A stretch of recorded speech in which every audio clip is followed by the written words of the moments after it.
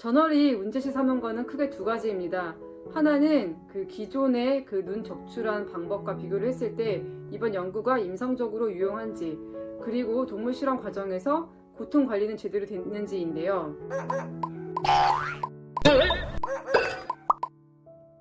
실험에 대해서 이게 지금 일반 그 기사를 접하신 독자분들도 굉장히 이거에 대해서 충격을 받고, 이런 정도의 사실 사안이면은 이것은 사실 그 윤리위원회에서 토의가 있었어야 하는 저는 내용을 보거든요. 예, 방금 말씀해 주신 것처럼 그 일반인들은 사실 동물 실험의 실상에 대해서 잘 모르는데, 그래도 이렇게 기사를 통해서 접했을 때 이거 너무 놀랍다 이럴 정도면은 앞으로 그 연구자분들도 이 실험을 할 때 그 윤리 기준에 대해서 좀 다시 생각해 봐야 되지 않을까, 그런 생각이 드는데, 대표님께서 마지막으로 좀 관련해서 한 말씀 부탁드립니다.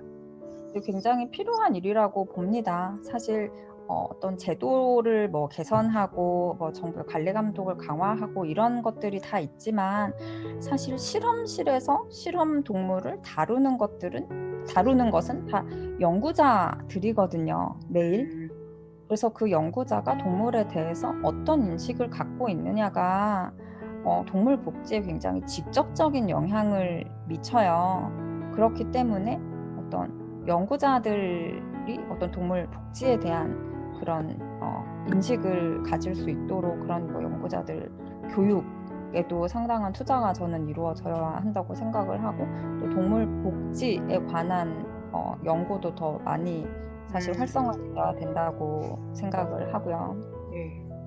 이게 그리고 사실 우리가 동물을 어떻게 다루어야 하는가, 이것에 대한 사실 윤리는 사회가 진화하면서 계속 바뀌거든요. 계속 변화하고 있기 때문에 이런 어떤 흐름에 부합하기 위해서도 어떤 이런 연구자들이 이런 동물 그 복지를 중요하게 생각하는 이제 좀 그런 것을 갖추기 위한 제도도 마련이 돼야 된다고 생각을 합니다.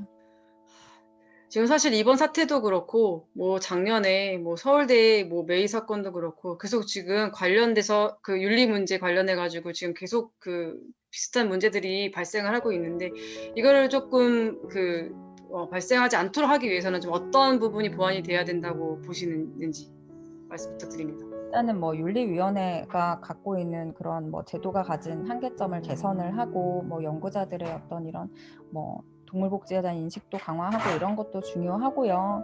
그리고 또 한 가지는 사실 지금 작년 메이 사건도 그렇고, 이런 연구들이 굉장히 그런 정부 과제인 경우가 많습니다. 근데 그런 것들은 사실 국민의 세금이 들어가는 일이거든요. 그래서 사실 이게 근데 정부 과제로 사실 선정되기 전에, 그러니까 이게 선정되고 나서 사실 윤리위원회 심의를 하게 되면 사실 불허라고 하기도 위원회 입장에서 굉장히 어렵습니다. 그렇기 때문에 그런 세금이 쓰이는 연구라든지, 그냥 국가 사업이라든지 국가 연구 과제라든지, 아니면 뭐 그런 예외적으로 그런 뭐 동물보호법에서 예외 조항으로 해놓은 실험이라든지, 그런 거는 국가 그 윤리위원회를 만들어서 엄격하게 관리하도록 이렇게 하는 것도 하나의 방법이라고 생각합니다. 2019년 기준 동물실험윤리위원회를 거친 실험 가운데 미승인 비율이 0.6%라고 합니다. 그러니까 위원회를 거쳤어도 사실 그 대부분의 실험이 승인이 났다는 겁니다.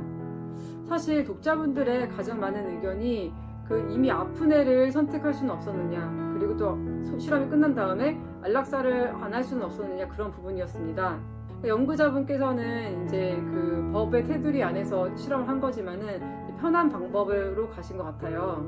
이번 일을 계기로 부득이 이제 동물 실험을 해야 될 경우라면은 연구 목적에 너무 몰두하지 말고 어떤 동물 복지나 이 동물 윤리 부분에 대해서 좀 더 고민을 하는 계기가 되기를 바라고 있습니다. 동물실험윤리위원회를 제대로 운영해 달라는 청와대 국민청원이 올라와 있습니다. 많은 분들께서 동참해 주셨으면 좋겠습니다.